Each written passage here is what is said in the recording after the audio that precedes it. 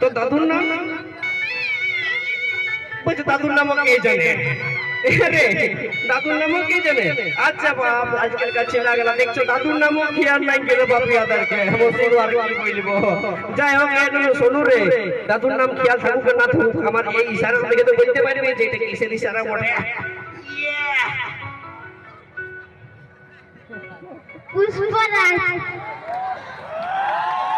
আমি আর কোনো বলবো মসিক আমি আর কোনো বলবো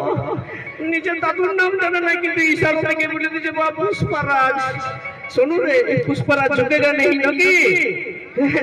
আচ্ছা বলছি শোনো যদি পুষ্পরাজ ঝুঁকেগা নেই তাহলে সকালবেলায় যখন ঘুমায় উঠে বান ধরে যায়গা তখন কি পুষ্পরাজ হান্ডাই করে